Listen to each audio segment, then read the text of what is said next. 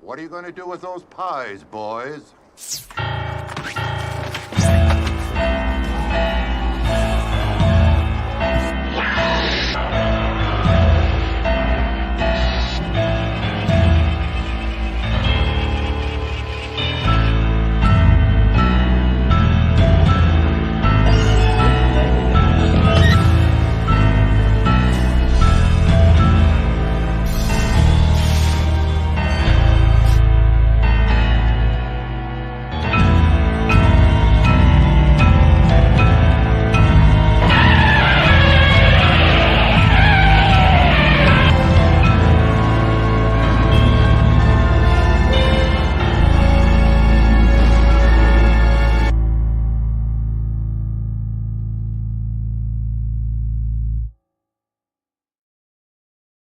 Hello, cadets. Welcome to another episode of the Big Monster Briefing Room. And I want to bring up right away my able-bodied assistant, Miss Millie Hazzard. Thank you very much. And I am very able-bodied. And I'm excited about this show because we have one of our favorite experts here, Julio Morales, the Cadet Morales. We all know him. We love him. And he's here and he's going to tell us all about this training film. He knows everything about Jason that there is to know. He knows more than you, General, about Jason. He's normally... Yeah, he's normally our zombie expert, but he's also an expert on Jason Voorhees, who's kind of a zombie himself. He's a modern-day Frankenstein. You can't kill him. They talk about that a lot in this film. You know, they try to kill him. And, of course, they try to kill him throughout the film, and it just doesn't happen. So he's a hard man to keep down, as is our guest. Exactly. So, let's bring him on up, Mr. Julio Morales. Thank you for having me. We're so excited that you're okay. We were a little worried about you. I'm sorry about that. Yeah, you were on a morphine drip last night, for crying out loud. So we're a little worried about you. We're so glad that you're able to come on the show for this final show of the third season. This is it. That's the last time you're going to hear, "What are you going to do with those pies, boys?" Because it's going to be season 4, and we're going to start with a whole new opening to the show. So I love the opening you have, but you've already touched some flack about it. You know, we're gonna miss that pie guy. What are you gonna do with them pies, boys? Yep, it's a classic scene. We got another great scene coming up at the beginning of the next season premiere, which we'll do next week. But tonight we're going to talk about Jason Voorhees. In probably one of the funniest and scariest of the film series, Jason X. Yes. Now, you and I have talked about this before. Why is it that they didn't use Friday the 13th in the title? They just said Jason. What was there a conflict about that? There was. Well, as you see here, New Line Cinema. Is involved with Jason X, and that is because they bought the property so that they could do Freddy versus Jason. Right. Because years later. Yes, and Friday the 13th was Paramount, so they did the. So they bought the character of Jason Voorhees, but they couldn't use the name. Friday the 13th. That went to a TV show. Oh no, he froze. Friday the 13th went to a TV show. They did a Friday the 13th TV show. Which had nothing to do with Jason. No, it didn't. It had more to do with the people that were in Jason Goes to Hell, the final Friday. Right. Which was actually quite a bit before this film. This film was like 2001, and that was like 93. So it was like 8 years before they did a Jason film. Yeah, and they basically did Jason X, so to kill time in between this and to kill time between the final Friday and Freddy versus Jason, which did happen. Right. Right, but they were really looking forward to Freddy versus Jason. That was that was the real plan. Yeah. So, okay, we're going to do that with next season. That's going to be prominently featured next season. So hopefully you'll be around for that one. Of course. You're quite excited now. Don't get too excited, okay? I keep yourself, calm enough to. I know you like this subject. It's a topic that you love very much. Oh, so, again, we thank you for coming on the show, even though your health is not that in the best that it could be right now. New Line Cinema. Jason X comes right out of the gate. They show it looks like hell in the beginning of the film, and then it turns out to be the inside of Jason's eyeball. Yeah. so go figure. And then they show that he is in the Crystal Lake research facility. Who knew that they were going to create a research facility just for Jason? And they show him all trussed up there in chains. This is a very different looking Jason. It's Kane Hodder, who played Jason more than any other person in the series, I believe. This was his last time playing Jason as well. Time. Yep. Because they got somebody else to do it for Jason versus Freddy, or Freddy versus Jason. Yeah, Ken Kersinger played Jason. Who he actually had a very small role in Jason Goes to Manhattan in the bar scene. He was the bartender. Oh, okay.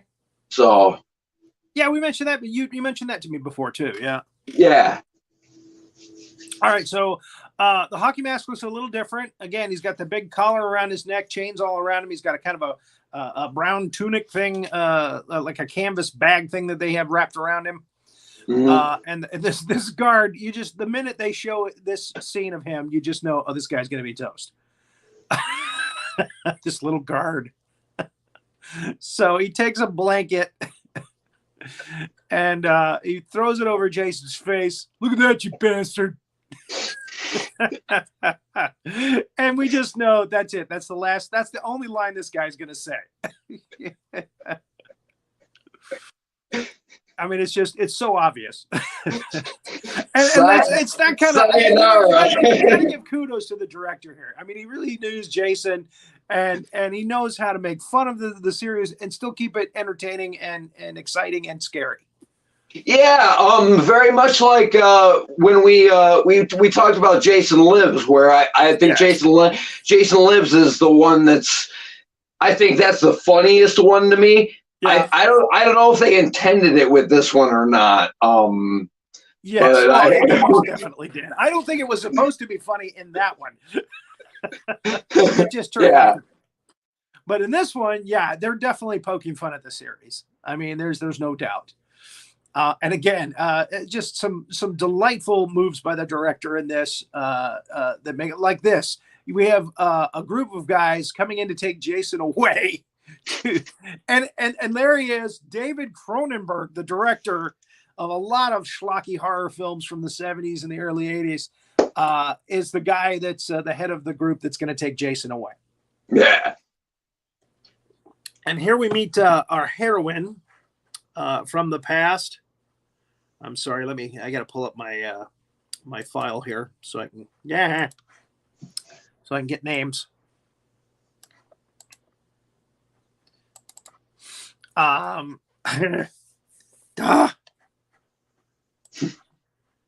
hate when that happens. My computer just doesn't want to cooperate with me.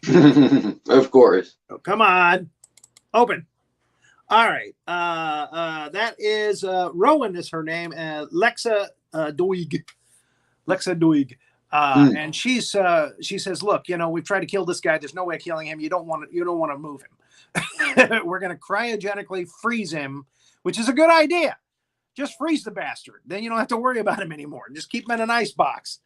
But they want to study him. And why he regenerates, why you can't kill him. I always love the aspect of any movie. What was it? Demolition Man had that where they froze Sylvester Stallone and Wesley Snipes. Yes. Dr. Wimmer is the character here that's going to take Jason away. So they come in there, and by the way, Jason is very bulked up in this. So when they come in and see the little body under the blanket, I mean, it's pretty obvious that, wait a minute, that's not Jason, is it? They pull the blanket off, and sure enough, it's the guard. And Jason is free, and he starts systematically taking out all of these military guys that are supposed to be experts. There's a huge nod to Aliens in this as well, as it takes place in space. Jason, a lot of people call this Jason in space. Yeah. So again, they're hitting him with heavy duty firepower, and it's just not stopping him at all. How many bullets is this guy taking? So Dr. Wimmer runs for it, and he gets stuck with Jason's machete, which is conveniently placed there near Jason for some reason. He wants his machete. He did want that machete back. So, yeah, I mean, why would you keep that? That's like putting the Joker in a cell, and then putting like all of his favorite toys, like bombs and things in the cell with him. Yeah, in his Smilex gas. Don't do that.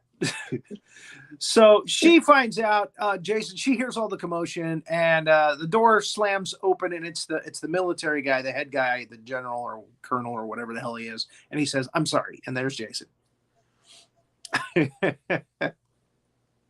So she runs down she's a smart cookie. She runs down to the cryo lab downstairs in the basement, the cryo center. She's going to trick him into going in the cryo chamber and then slamming the door shut on him. And that's what she does. She's very smart. I don't even know if she's a doctor. She's just Rowan is her name, it says. Yeah. So,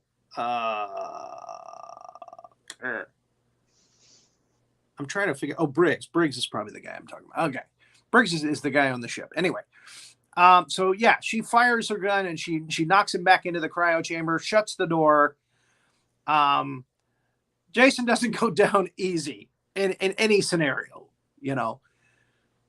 So she starts to push the switches to freeze him, and then his machete comes through the door.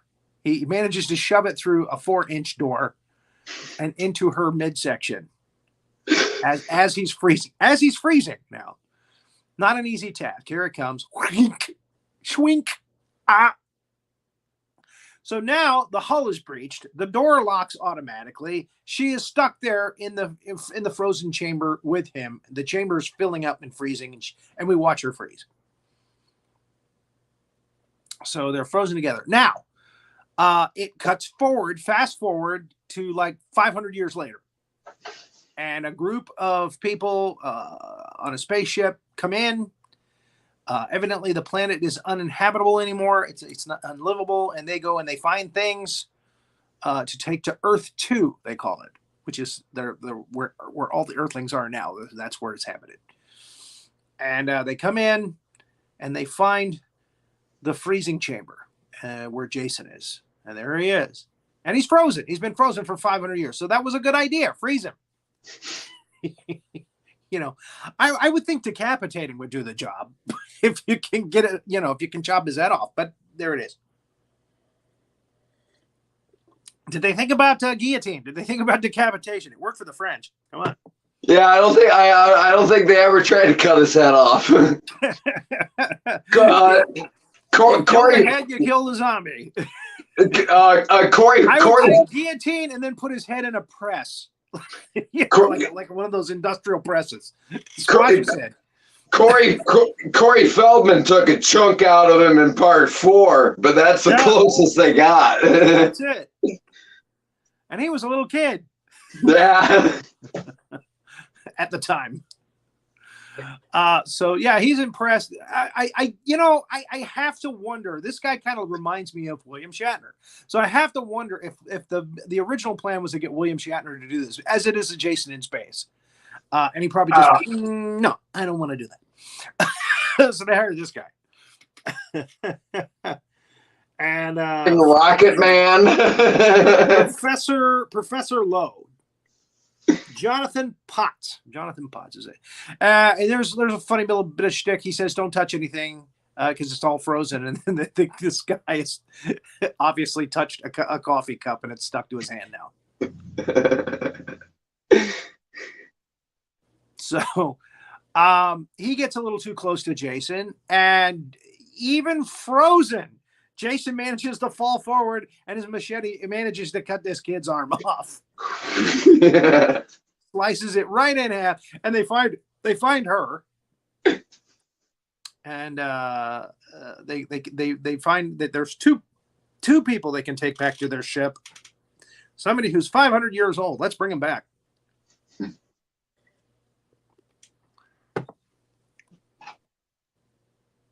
That's where he falls forward and boop, slices the kid's arm off. And then we see that they have very advanced technology for medicine. They cover his arm with little, like, I don't know, rubber suction thingy to cauterize it. And they shoot him up full of dope so that he's happy. Sounds like me yesterday. Yeah, there you go. Better than morphine. Believe it or not. So, and then they call the ship in, and they take the two people up to their main ship, which is hovering the planet.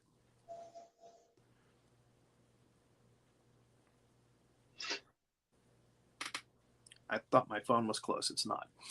You know, that almost kind of looks like Dune to me. The exterior, it looks like Dune almost. Yeah. It's definitely got an apocalyptic kind of orange dust, sandy kind of appearance to it. That's a good call. Up on the ship, one of the main guys, Briggs, pretty much runs the show up there. He's very hard as nails. Then we get the kind of the silly pilot character, which is a staple. Hey, they're bringing a girl up. She's 500 years old, but she still looks good. I don't think that was his dialogue, but it was something to that effect. So then they bring the bodies in, and they've got nanotechnology that can repair your body, which they do to her right away. Of course, Jason's vital signs read that he's dead, that he's not alive. So they're not going to try to revive him, luckily. But they do revive her. The girl on the right there, she's actually a blonde actress, believe it or not, I found. Her name's Lisa Ryder. She plays a robot, MKM-14. Okay. That kind of sounds like another callback to Aliens. You know, there's usually an android on the ship as well. Correct. So again, there's a lot of nods to Aliens in this. Yeah, there is, and she looks amazingly like is Shirley. Shirley, this is the one that is the sweet one, right? On Laverne and Shirley. Williams. She's got a kind of a Cindy Williams vibe going to her with that. Yeah. So there's the machete cut that's defrosting. Again, they cut her clothes off so the nanobots can get to her. I didn't mean it to sound like that. I really didn't. There's a lot of Ficky Waka going on this ship, by the way. You know, just very Camp Crystal Lake. Again, this is a nod to, you know, everybody's doing something with somebody. This doctor is very hard. She sends him away. She goes, look, why don't you go get a room? You know, why don't you go to your room? Okay, I'll take care of this. And when that happens, you know, Jason's probably going to come to life. We're expecting it. Mm-hmm.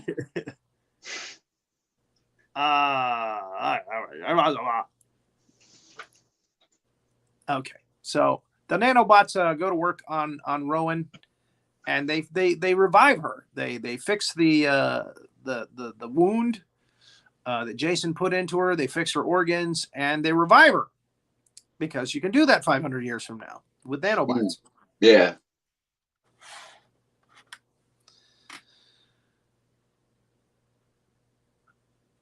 Vital signs look good. He's excited.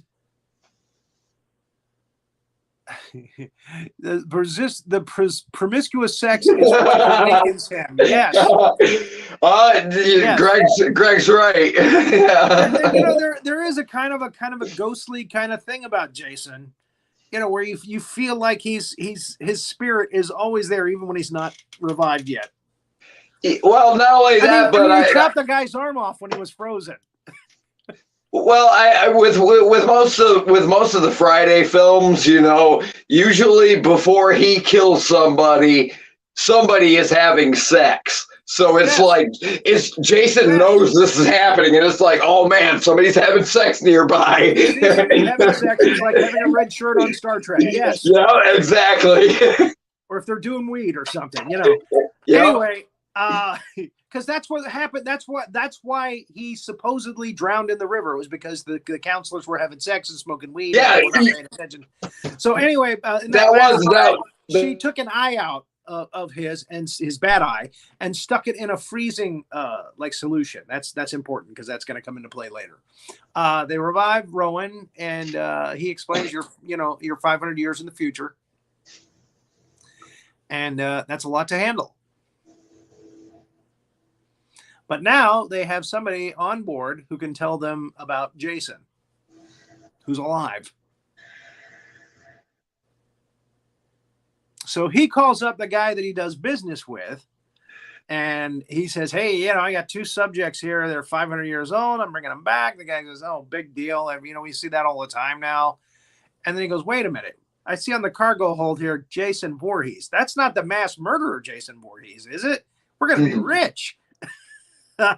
So the big money thing comes into play, which is kind of like a Jaws type thing where oh, he froze again. And that's when his student comes in, and she's brought a bottle of champagne, I guess, or liquor, and some tweezers for his nipples. So she's going to pass the test now. She has to cut the hockey mask off of his face. Yeah, because it's kind of welded to his face now. This would explain why he still has the hockey mask on. Okay, well that explains it too. He's pretty gnarly underneath. It's down shot. This mask that he has that they're cutting off now, that's the one that he had in Jason Goes to Hell.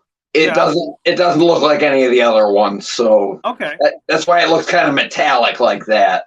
Yeah, it's got a different look to it. Yeah, I haven't seen that movie in a while. So now, is that the movie that in most of the movie it's a bunch of people like a guy eats his heart, and you just see Jason, and you just see Jason in the mirror? Yes. Yeah, exactly. It's actually that's a pretty funny one too. Well, but the problem is it's not really Jason until the end of the movie, right? No, yeah, right until the very end. When he becomes Jason again, then he goes to hell. Yep. So, and then that was a big disappointment. And then at the very end, Freddy's glove comes up from underneath and grabs his glove or grabs his mask and pulls it down, that's where Freddy versus Jason was going to happen, and that's where they was born. They needed to do something in between, so that's yeah. So in that one, they had the rights to Jason. New Line Cinema had the rights to Jason too, right? Yes. This is that one's called Jason Goes to Hell. It's not called Friday the 13th. Blah blah blah. No, it's Jason Goes to Hell, the final Friday. It is the last one on Paramount. Oh, okay. So that was still Paramount. Yes. Right. And this is the first one that was New Line Cinema. Okay, so correct me if I'm wrong here. So it was Friday the 13th, part 8, 9. It was part 9, and then they made part 10 here. Yeah, right. This is Jason X. Yeah. Yep. That's 10 in Roman numerals. Got it. All right, just making sure. Yeah. Okay, so here she's passing the test. He's in a nice little.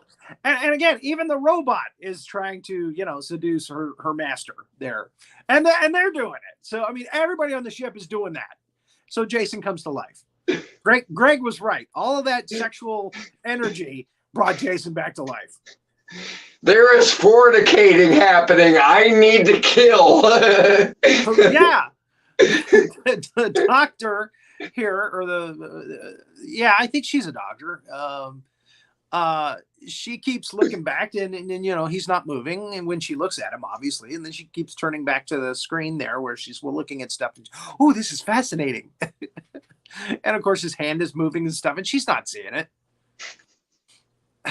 And then she turns, and he's gone. He's not there. And she turns again, and boom, he's there, right next to her. So he's pretty stealthy. He's moves pretty fast. For a big dude, yeah. For a big dude who's still frozen, half frozen, I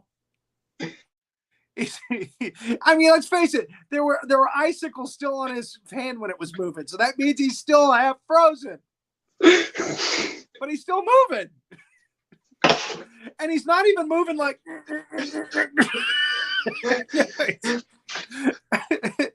He's got ice in his veins, and man, he is. I'm right there. Yeah. I'm stealthy. I got ice in my veins. I'm stealthy. So now she's about to find out what it's like to have ice in her veins. I think this might be one of the silliest death scenes ever coming up here. It's definitely one of the gnarliest. He grabs her. He actually beats her around the place for a bit, and then he puts her head in the solution there with the freezing solution. And we watch. This is actually a later slide in the process. It takes a while for her face to freeze, but it does freeze.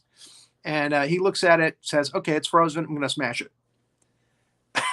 Because that's the way Jason thinks, He dunks her in there, pulls her out, and then busts it up. Yeah. It's by the way, this is not for kids, folks. This show. Yeah, you might want to. Graphic stuff, especially in this kind of movie. You're going to see lots of graphic stuff. There's my warning. That's your warning. Julio created that, and he's very proud of that. We use unsuitable language for children on the show. Oh, this is a nice take too. This is a nice little thing. He's looking at all of the lovely sharp instruments on the table there, and he goes for what looks closest to a futuristic machete, which is carefully placed there. This is kind of a bone saw, I guess, of some kind. But it's got the feel of a machete. Yeah. So he grabs it.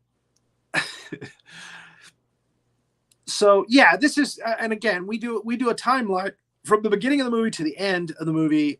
So you're going to see spoilers. So if you don't want to see spoilers, I mean, this is the cliff notes of horror movies and scary movies. Scary movies. Yeah. Why am I hiccuping? So there he is going down the futuristic corridor, which sets up the whole mood for, hey, Jason in space. Yeah. This is Jason and aliens all in one movie. Rowan gets a visit from Professor Lowe, who brings her some vegetables.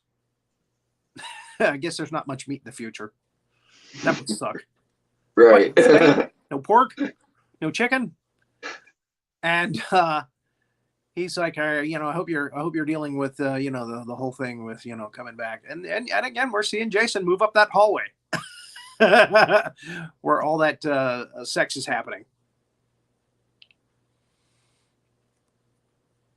So they have a little talk.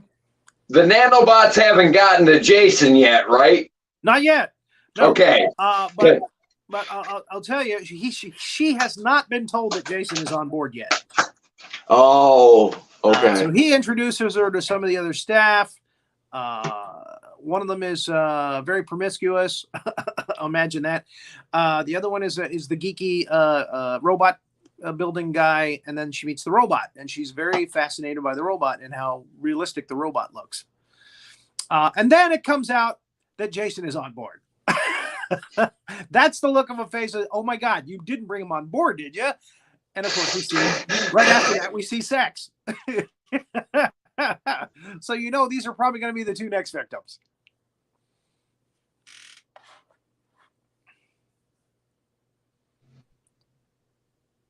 Supposed to be.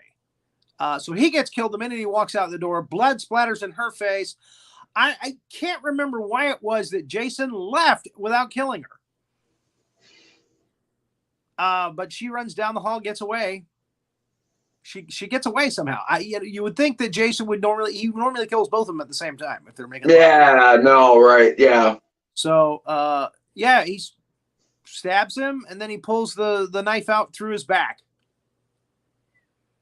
Because Jason can't just kill you normally. You gotta do some twist to it that makes it like Jason cool. Yeah. You know.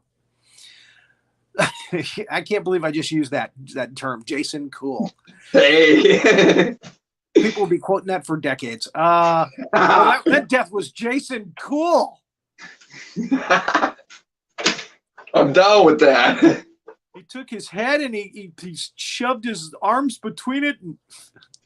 Okay, so now they're getting the word that people are dying on board the ship.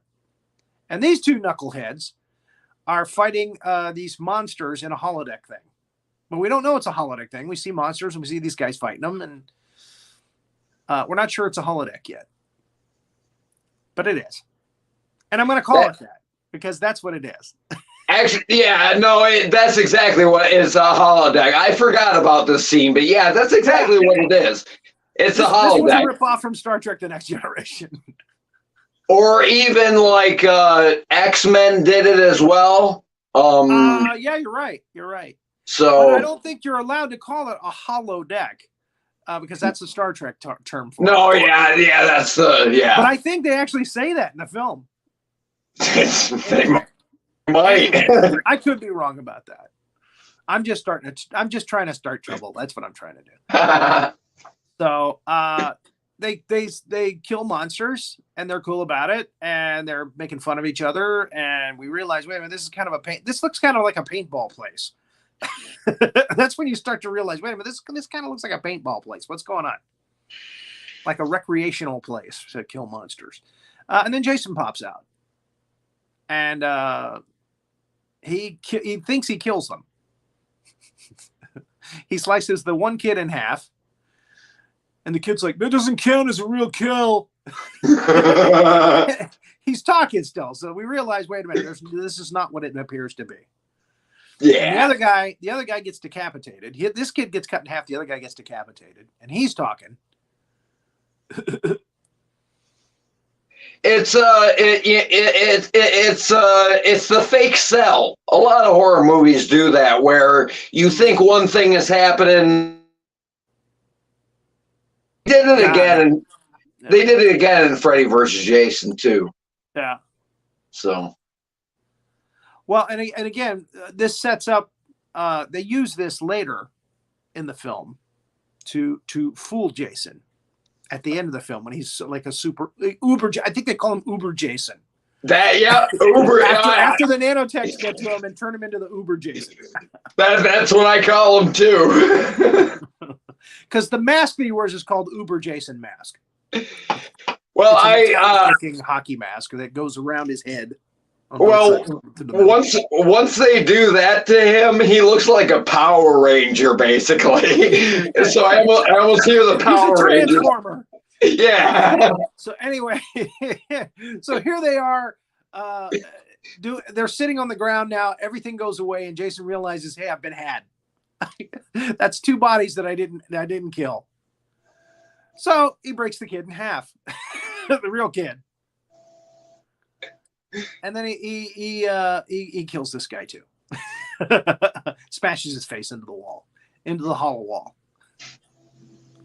Oh yeah, you want to try to fool me, will ya? Oh. And I don't know when Big Trouble with Little China came out, but after that movie came out, it was all about smashing the guy's head into the wall. Oh yeah, for sure. So Professor Lowe has a talk with Briggs, and Briggs says, "I'm going to kill the bastard. Sorry, I don't." And he's like, "Well, we could make a lot of money." And he's like, "I'm going to kill the bastard." Briggs is caring about the people that are aboard this ship. So that's what he's all about. So he's a good character. We have I'm not sure what kind of character this is. He's kind of a scientist, but he's a pilot too. He can pilot the ship as well. Yeah, he seems like comic relief in some form or fashion. Looks kind of like Dennis Franz. Yeah. There was there was Alien Resurrection, and in that movie they had Brad Dourif as kind of the eccentric comedic doctor. For that. So anyway, he's in his workshop, and yeah, sure enough, Jason shows up. And again, they're getting all these warnings that people are, in danger and dying and stuff. So people are on high alert here that Jason's on board. Luckily, Briggs shows up just in time with his men, and they blast the hell out of Jason. And again, a lot of rounds going off here and shooting Jason. So Professor Lowe's not too happy about it because they're killing his prize. Rowan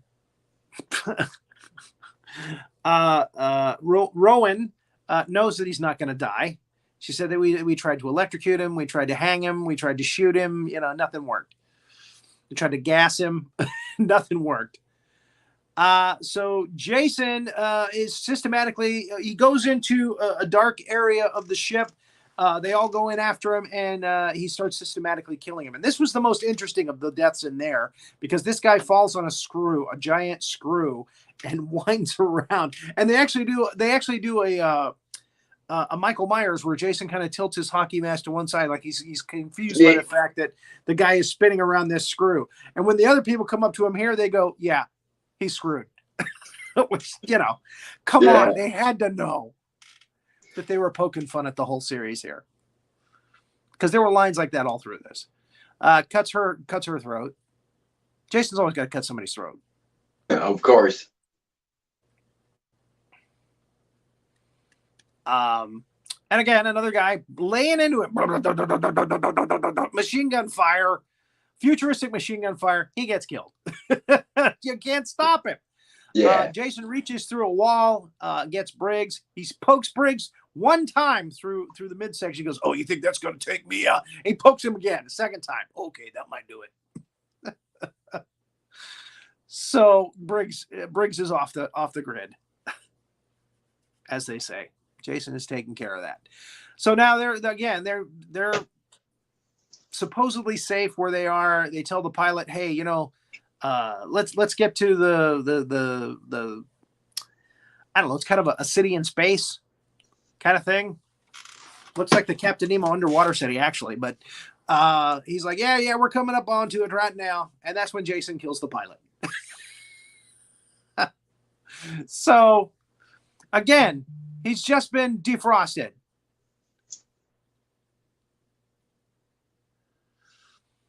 And they end up taking out the city in space. So who knows how many thousands of people are there. The body count of this film just went up to probably the biggest body count. Jason took out a whole city in space. Yeah, exactly. So just crushed right through it. The ship just blew right on through it, destroyed it. And I'm guessing that the guy that he contacted, Professor Lowe contacted, was on that city in space. The guy that's going to pay for Jason. So there it is. And there's this reaction. Professor Lowe. Tell me he doesn't kind of remind you of William Shatner. He does. No, he really does.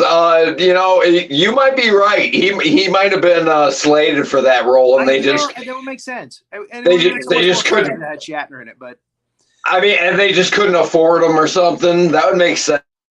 Now somehow Jason has gotten from the pilot's thing, all the way over to where these guys are supposedly safe, and jumps through the glass window, which is like a 4-inch glass window. And just jumped through it without even shooting it or doing anything to crack it. He just jumps right through it. Usually, even in Aliens, they have to shoot the window before they can bust through it. Jason's like, "Nah, the hell with that. I'm Jason." He just bashed right through the window. And at least the Xenobites have acid blood, so that would explain why the window would break. There you go. So the other people are smart. They run. You know, they haul ass through the corridors, get away from that place. But Professor Lowe, for some reason, stays. For some unknown reason. Maybe he's in shock because the window was right next to him. But he stays. Maybe he just couldn't get around that console that he was at. So he's looking at Jason right in the face.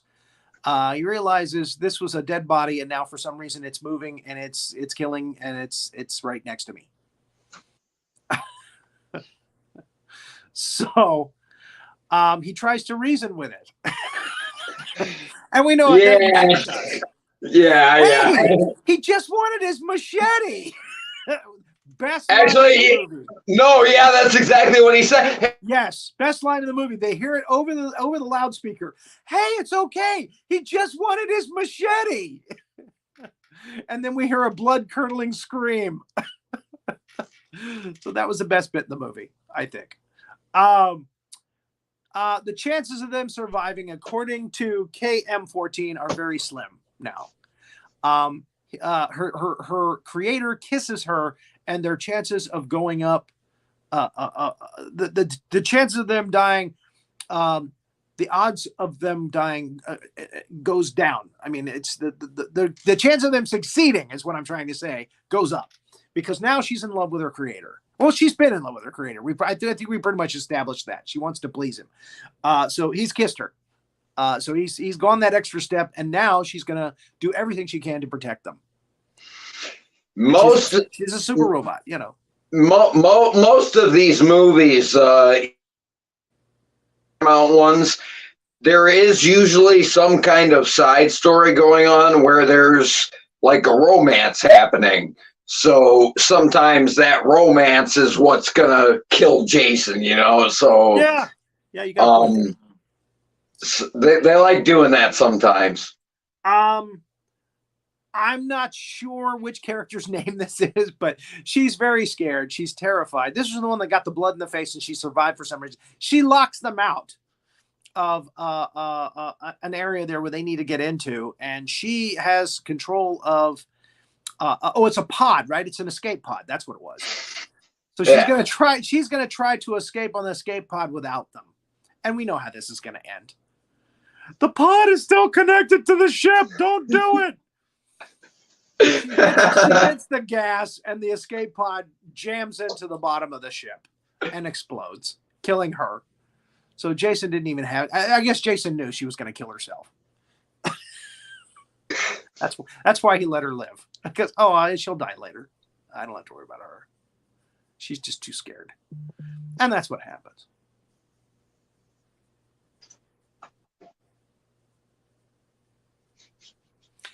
So Jason keeps moving forward.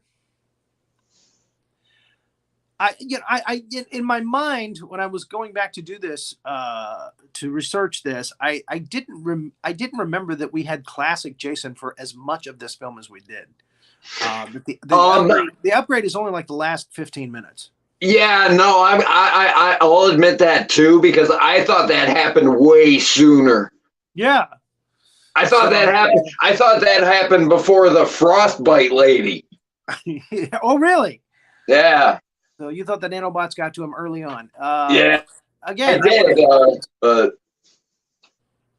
And here we reveal the remade, upgraded KM14, ready for action. And she fools him. He hits her with a machete.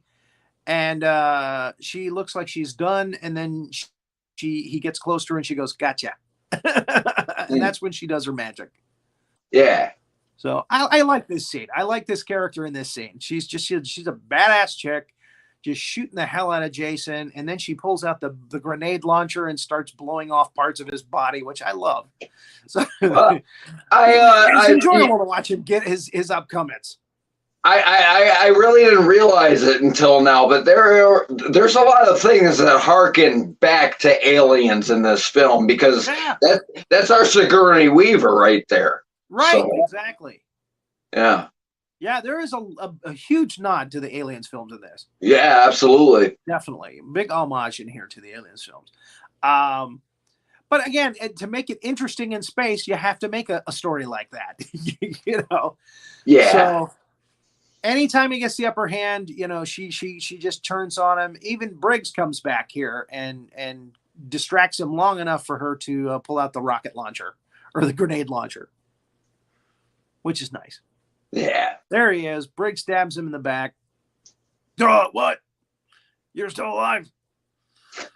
These Argyle socks are Jason cool. I've started something here. So he's up against a wall or a door there, and she shoots around him, kicks him through the door. There she goes. And it goes through, and that's when she pulls up the rocket launcher or the grenade launcher. There it is. That grenade launcher is Jason cool. Yeah. So, and you can see in his face, he's like, "Oh hell, I've never faced anything like this before." Uh-oh. He does. He does have an oh shit look on his face. Yeah, it's pretty obvious, even through the hockey mask. Yeah, look at that. Oh shit. Dole. That's a Jason Dole right there. So yeah, she shoots his leg out from under him, and then that's just about a scratch. She shoots his arm off. 'Tis but a flesh wound. Oh, running away, eh? And then she shoots his head. She blasts his head in a piece, into like a little tiny piece. There's only a little piece of that hockey mask.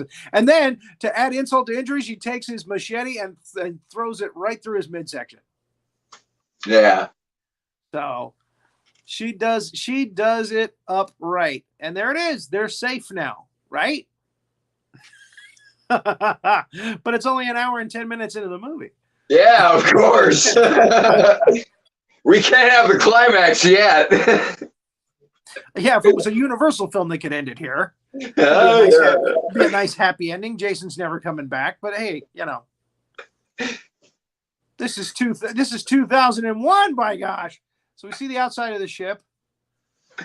There's all kinds of structural damage now to the ship. They've got a rescue ship that's on the way, whom they almost send away because they don't think they have time. But they say, look, if we do this, you can save us. So they put Briggs on the table. They bring him back to normal with the nanobots, not realizing that the nanobots get kicked into gear over by Jason. So they're paying attention to Briggs, and they're not paying attention to what's going on in the the place where Jason is. Now, one problem I have with this: if she blew up his brain, I mean, she completely blew up his head. And the nanobots reconstruct his head and his brain. How does he know that he's a killer? I mean, couldn't he be a nice Jason after that?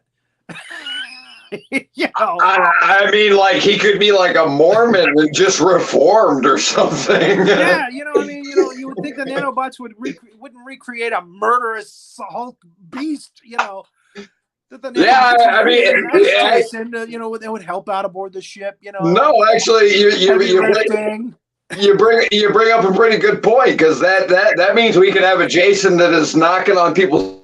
And did you have a moment to learn about the Lord and Savior Jesus Christ? So here's where it starts to go wonky, weird. The panel starts to send the nanobots to Jason's mutilated body with there's just little tiny pieces left.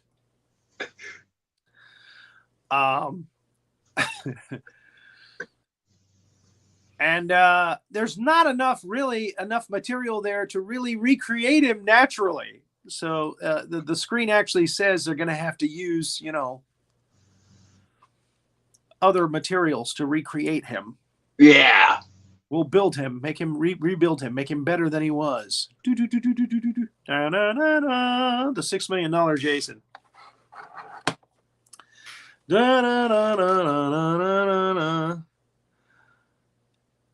Source located. Wait a minute.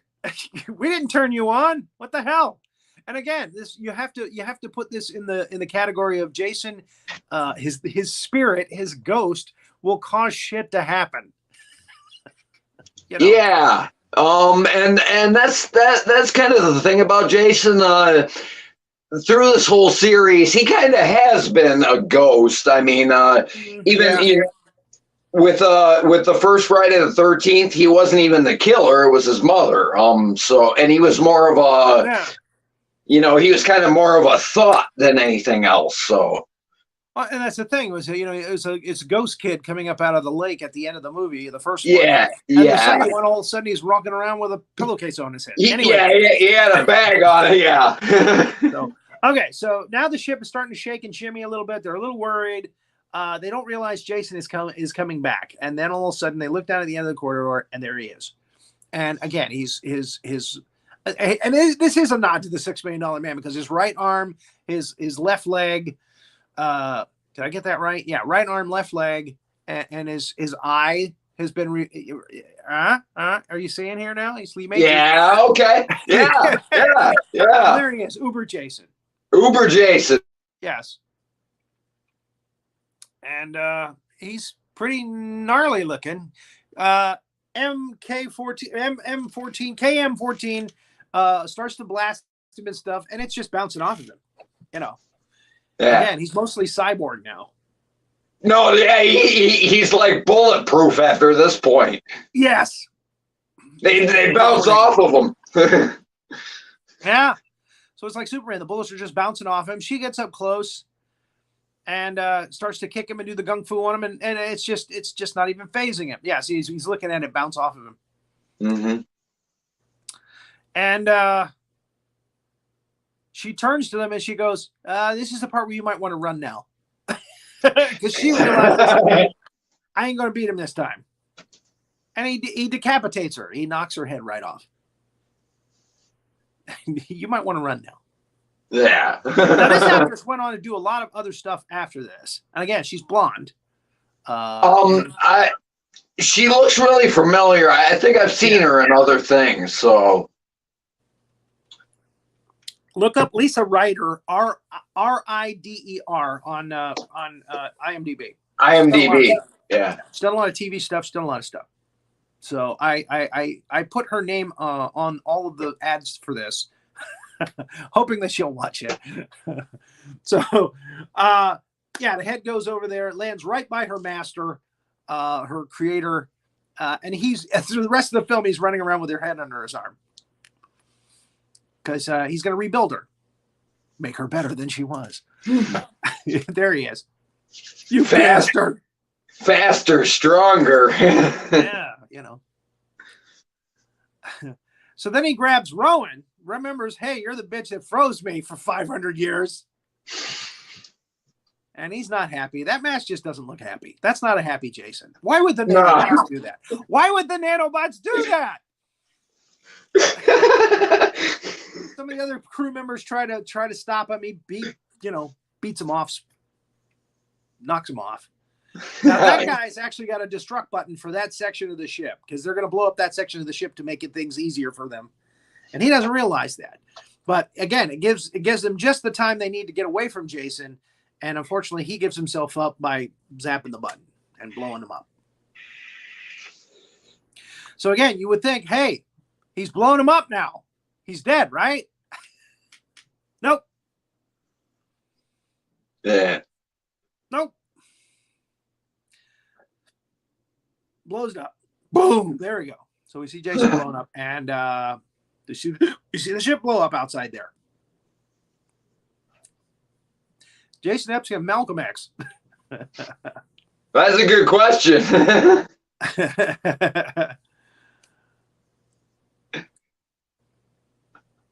All right. So they now think that they're safe because Jason's been blown up, but no.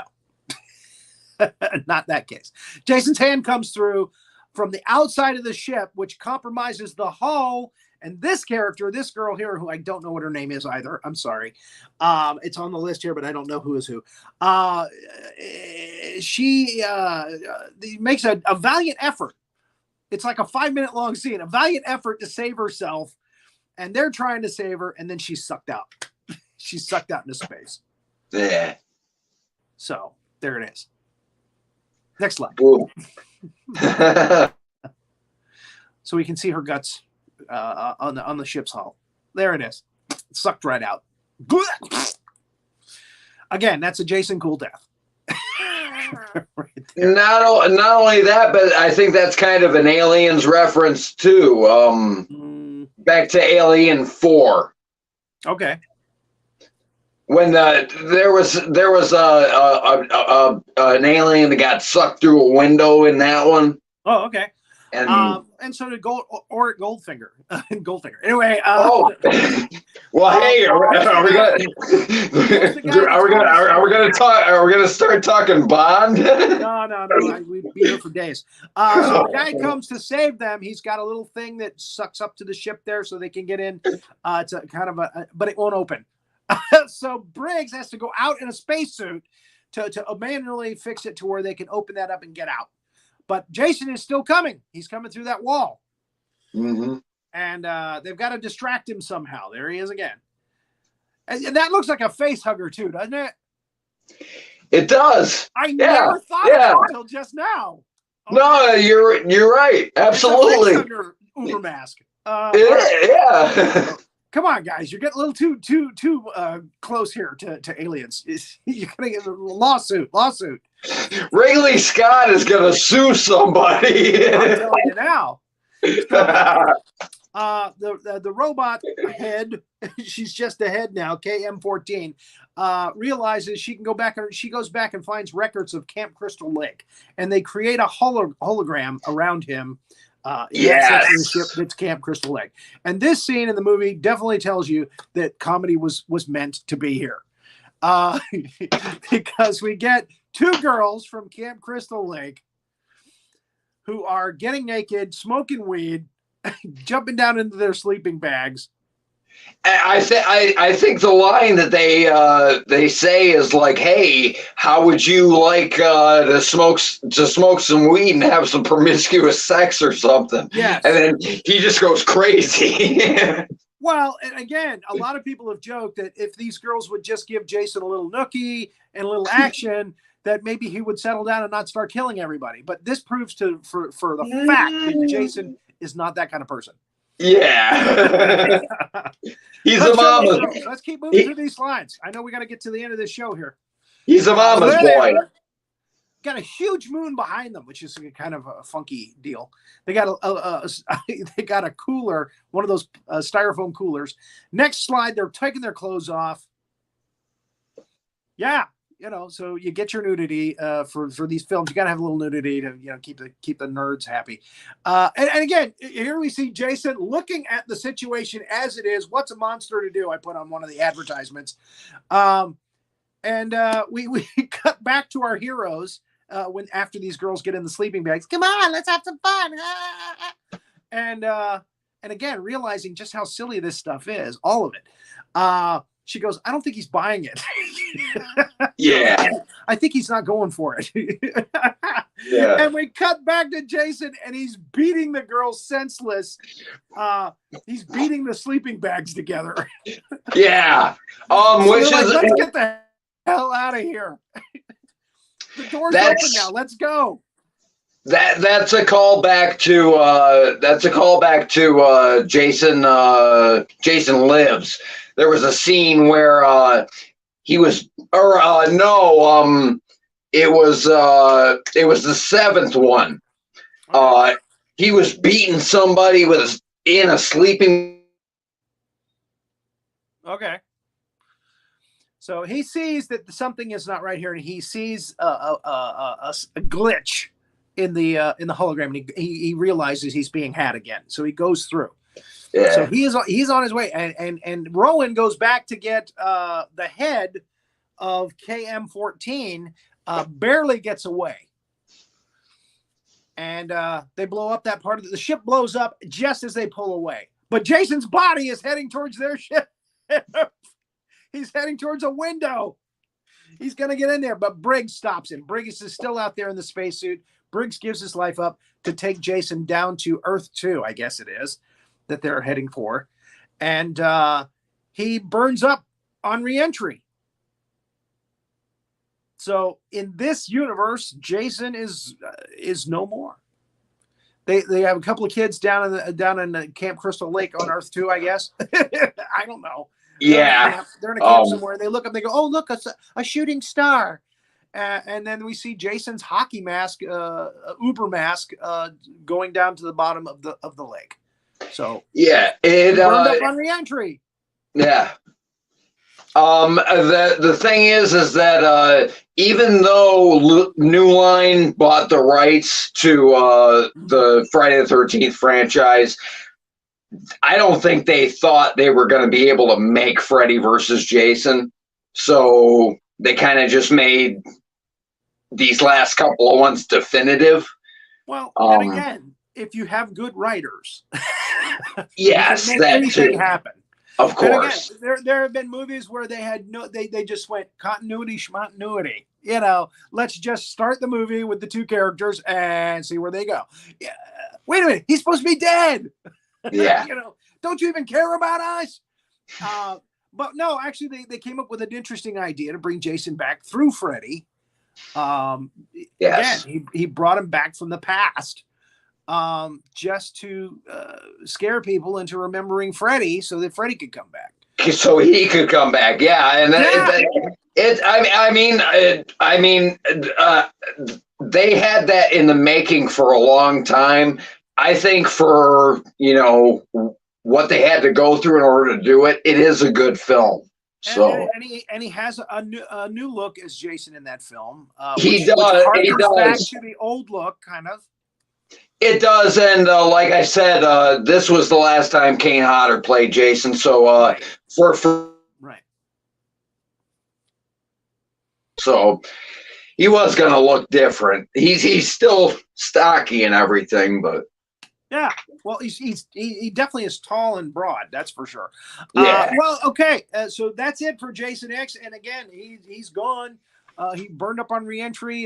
What a great way to kill him off at the end. How do you kill a guy? He's unstoppable, especially now that he's Uber Jason. Exactly. He was still trying to get to them, flying, from the exploding ship to their window.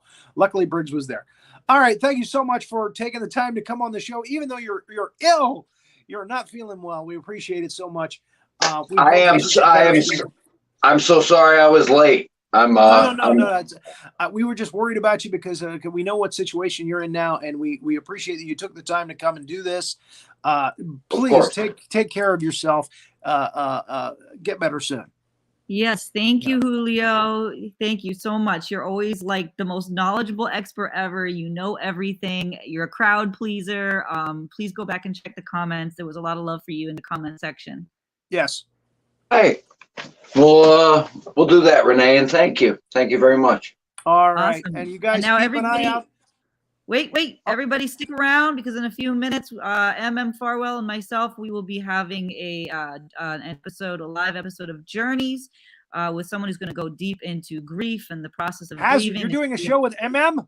Yes. Yep. Oh, I mean, our friend Renee. Okay, goodbye and stick around, everybody. Keep an eye out for those hockey mask monsters. Yes. We'll see you in season 4. Season